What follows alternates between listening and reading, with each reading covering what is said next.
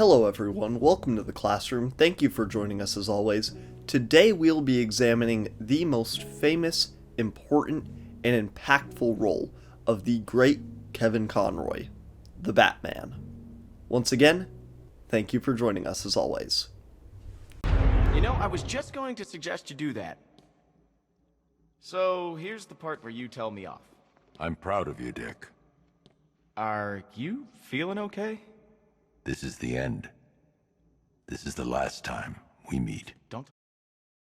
Kevin Conroy began his career voicing Batman with Batman the Animated Series in 1992.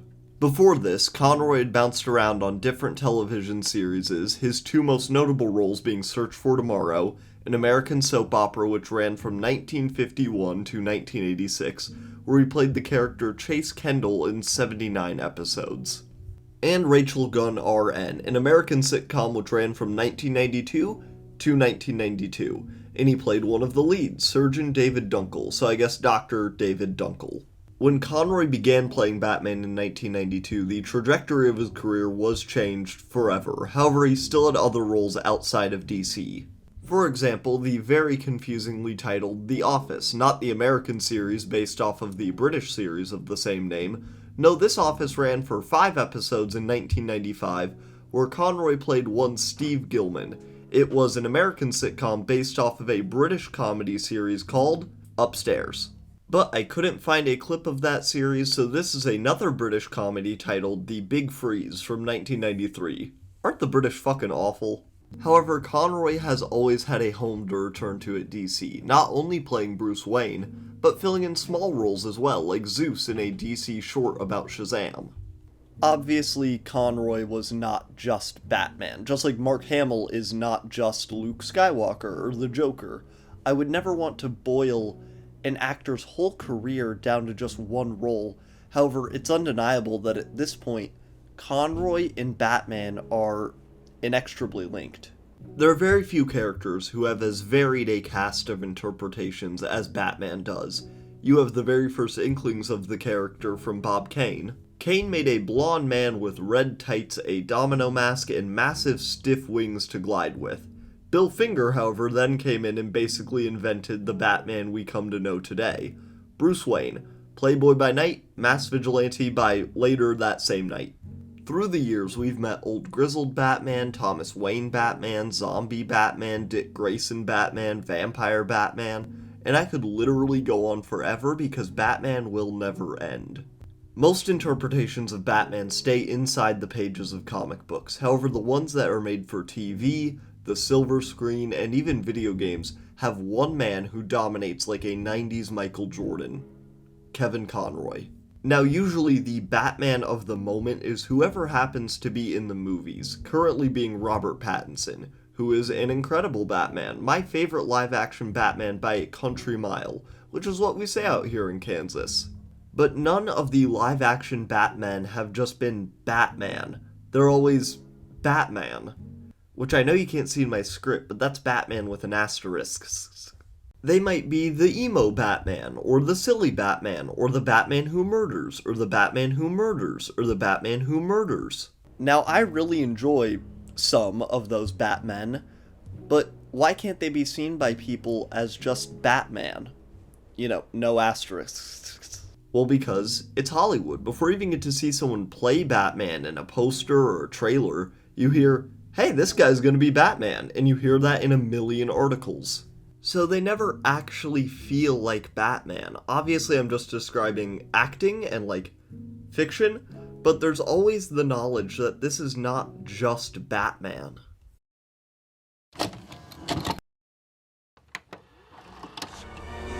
am vengeance. I am the night. I am Batman! I'm dying very soon. Yes. I'm sorry. Could you stay with me? I'm scared.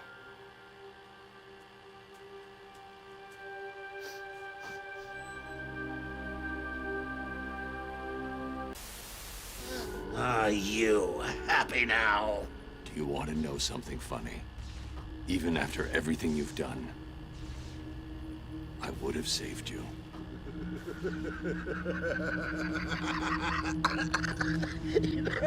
That actually is pretty funny. Now this is Batman. Just Batman. There's a lot of what I guess you could just call conflict in the character of Batman. He's a billionaire who grew up in the lap of luxury, who's had an incredibly difficult path. He's a sane, rational man who dresses up like a bat, and he's a violent vigilante who wants to protect life. And that last part is the key. It is the heart and soul. It is everything that makes the character work, and without it, he quickly falls apart. Like, let's look at Ben Affleck's Batman. A Batman who I don't dislike. I actually fucking hate him. Like, Batman killed a guy. I'm like, fuck. This Batman was not created with the desire to protect life at his core. This Batman was created with rage and anger. Sorry, I'm really not here to be negative or talk about a Batman that I hate. The problem is I made a deal with Satan that anytime I talk about Batman on this channel, I have to shit on the Snyderverse Batman at least once, and I will keep that promise. I didn't even really need to make the deal. I would have just done that. What Conroy's Batman has always understood in all of his performances of the character, obviously supported by the writers he's had on every project, was that there is strength in kindness. Obviously, there's also strength in kicking the shit out of Gotham's underbelly. There's a massive amount of strength in basically being a one-man army. But I think that there's even more strength to the Batman who will be kind and gentle, who wants to be kind and gentle, but can still put a man's head through a wall just as easily as he can breathe. Kevin Conroy played many versions of Bruce Wayne. They all had that heart, though, that ties everything about the Batman character together. In the original animated series and the sequel series, The New Batman Adventures, he played a Batman in his prime, in an Art Deco, anachronistic world filled to the brim with nearly every single Batman character ever invented, even making new ones which would become staples of the Batman mythos with Harley Quinn. He played a loyal friend to the Blue Boy Scout in Superman the Animated Series, and a mentor not only to Terry McGinnis in Batman Beyond, but also to a young Virgil Hawkins in Static Shock. He played a man in over his head, but still always able to come out on top in Justice League and Justice League Unlimited. And after so many years, he was even able to play a live-action Bruce Wayne on Batwoman during the CW DC-wide Crisis on Infinite Earths event. However, his dominating presence as TV's Batman did begin to dwindle once different Batman shows started to be made. In 2004, the same year that Justice League Unlimited began airing, The Batman began airing, a series led by voice actor Rino Romano which went for 5 seasons. Later in 2010, we got Batman the Brave and the Bold, a fantastic show which looks at the DC universe through a very silly lens, where Batman was voiced by Diedrich Bader. Of course, Kevin Conroy was extended the hand to guest star on these shows, for example as Zurin R. Batman on Batman the Brave and the Bold. And while his presence on TV may have dwindled, he took on much larger roles as the lead in the Batman Arkham games. In Batman Arkham Asylum, as well as the sequels Arkham City and Arkham Knight, Conroy gave us enough Batman lines to last a lifetime.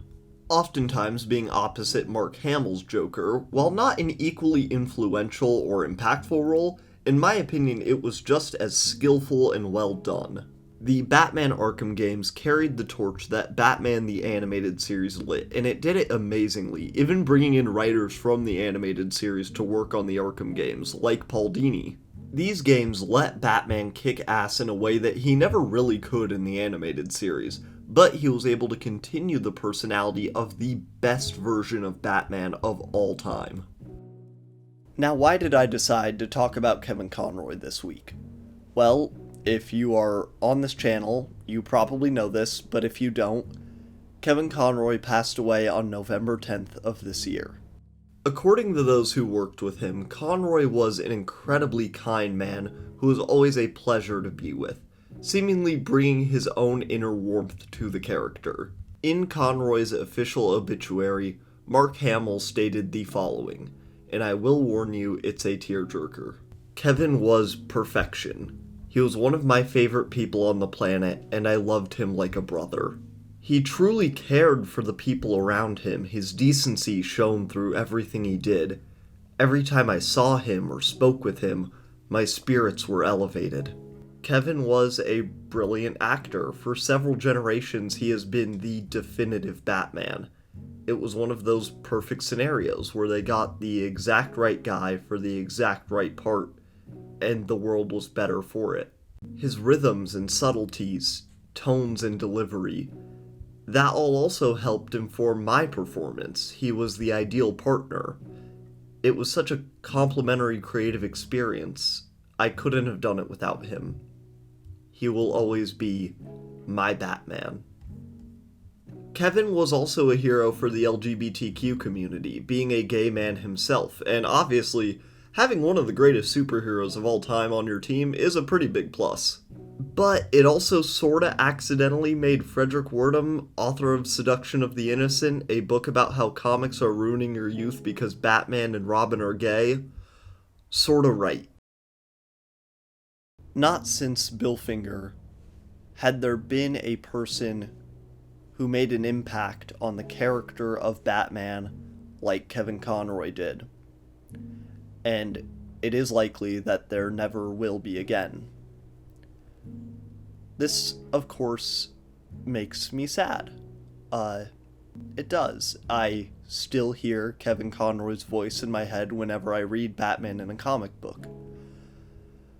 But instead of being sad about it, I think that we should try and recognize how truly lucky we as fans were to be blessed with such an incredible creator, such an incredible actor, such incredible talent, who dedicated so much of his life to bringing this character to life.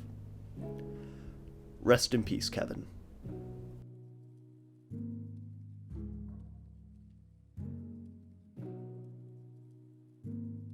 Hey everyone, thanks so much for watching that video if you've made it to this point, as always. I really appreciate it. This video was a real labor of love. It was pretty tough to get through. It was very emotional. Kevin Conroy has been my favorite Batman since I really, knew who Batman was, as a character. But anyways, what I have to recommend for my collection this week is a comic that I don't even particularly like. It's Batman Nightfall. So this is, if you've ever seen that iconic picture of Bane breaking Batman's back, that's this, and that is far and away the best part of this story. However, there's a lot to it. I think it's seminally Batman from the period. I think it's very important to Batman's history. I don't think it's particularly good, but I think it's something that, if you're a big Batman fan, I think you owe it to yourself to sit down and read this one sometime. But I won't keep you any longer. Thank you so much for watching as always. Have a good one, y'all. Goodbye.